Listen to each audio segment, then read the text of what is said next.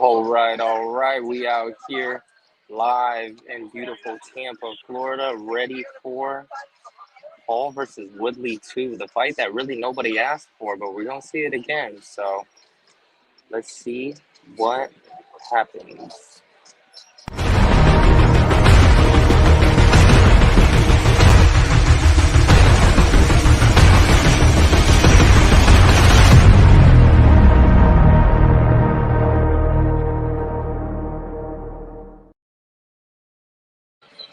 All right, ladies and gentlemen, welcome back. We're out here live, chilling, waiting for the fights to get going. We're about 11-minute walk from the arena.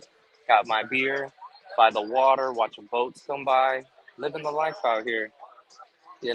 Ready for this main event. Let me know what you guys think of this main event. But I think, really all there is to talk about is the main event. We got Amanda Serrano fighting on the undercard, fighting for that WBA regular title. A belt that they're really going to eliminate soon, and I'm glad. But what it'll do is it'll make her the mandatory for Katie Taylor, um, as if she really needs it. Katie Taylor, Eddie Hearn, they want that fight anyways. So that's the fight to make, pretty much the biggest fight in women's boxing at the moment, and maybe women's boxing history. So we're out here ready to support our island girl, Amanda Serrano. So I'm looking forward to that one. But for the main event, we got Tyron Woodley getting his rematch that nobody thought he was going to get. And, I'm kind of happy for Tyron, but it's just one of those things where, like, I'm ready to be disappointed again. You know what I mean? Um, let's talk about the first fight. The first fight, really broke down to, one main highlight. It was that fourth round where he got hit in the fourth round. Really hit Jake Paul. And then after that, he turned back into the frozen one. For those who aren't aware of Tyron Woodley's the end of his UFC career, they called him, his nickname is the Chosen One. They called him the Frozen One because he just froze up in the fights. Fun fact for you, he dropped his hit song, I'll Beat Your Ass.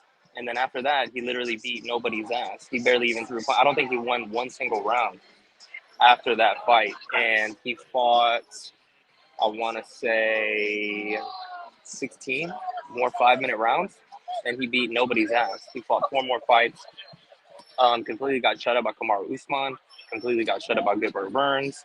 Completely got shut out by Colby Covington, which that was the worst one of all because he came so hot at the press conference with the hat, really saying he was gonna, be. It was like a personal one. It had been brewing for years, and he did absolutely nothing in that fight. And then, you would think if there's something that's going to wake you up and get you to start throwing your hands, it's that fight, and he didn't do it. And then finally, with 3 losses in a row, he fights Vicente Luque and comes out swinging. It was crazy. That's the Tyron Woodley we wanted to see. And he ends up getting clipped, So that's something that he talked about in this upcoming press conference. And that's something that goes into the breakdown of their last fight, right? So he finally hits Jake Paul with that right hand over the top, knocks him into the ropes. You could argue that could have been called a knockdown, maybe not. You guys let me know what you think.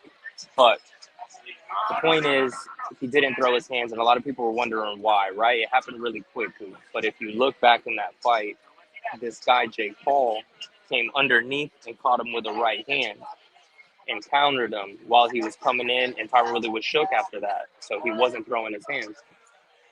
Then talking about, oh, we need to do this rematch, run it back. Nah, bro, you had your chance and you didn't do it. And it's sad. I felt bad for Tyron Woodley, but that's what he gets.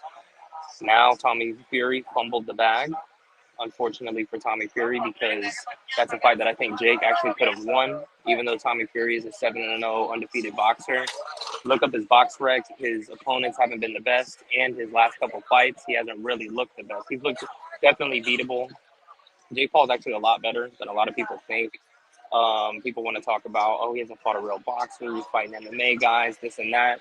Look up any pro boxer's box rec, and for their 3rd, 4th, 5th, 6th, 7th, 8th fight, some of these top guys, your favorite fighters, are fighting MMA guys. They're fighting people with 0-5 record, 2-14 records, like not good guys. For example, Gervonta Davis was talking a bunch of smack before, saying what Jake Paul's doing is is bad for boxing. Yet his 8th fight, he fought a debut against an MMA guy. At least Jake Paul's fighting a Hall of Fame MMA guy. So what he's doing is actually leaps and bounds better than what a lot of boxers are doing, and I think he needs to get that respect. At first with the Nate Robinson fight, and then the Ben Askren fight.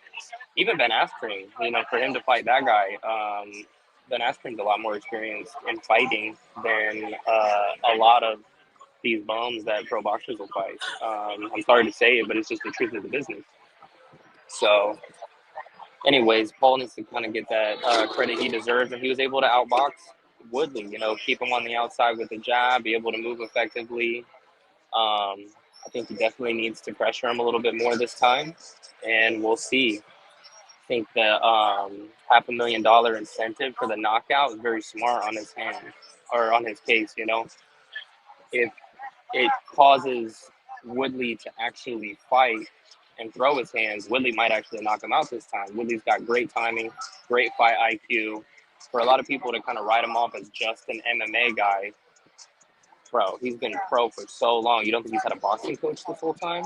He has, for sure.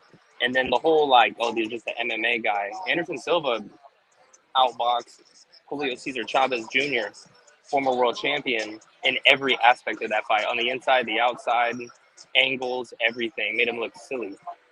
So we got to put a little bit more respect on these guys' names. Tyron Woodley, it just comes down to something mental, maybe that incentive will cause him to throw, but then at the same time, it's a double-edged sword that might cause him to get knocked out in this fight, and I think that's what Jake and his team are hoping for.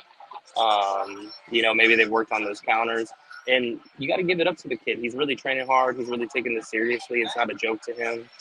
So we'll see what happens. I'm just in this for a good fight, right? If I'm putting money down, I would put money down on Tyron Woodley taking this and being able to get it done by actually throwing his hands this time. But he disappointed me in the last one. I mean, it wasn't really that Jake won that fight. It was that Tyron lost it because he just didn't throw his hands. He pressured him the whole time and didn't fight. So the fight is there for him to win it. He just has to go do it. If he loses, that's fine. I'm okay with it. I'm okay with sacrificing Tyron Woodley to the fight gods in order to continue this Jake Paul show. I think future matchups for him are a lot more intriguing than future matchups for Tyron Woodley, right? Jake Paul boxes Nate Diaz, it's a huge fight. Even the Tommy Fury fight is still a huge fight. It's even bigger now because there's going to be way more shit talking in that one.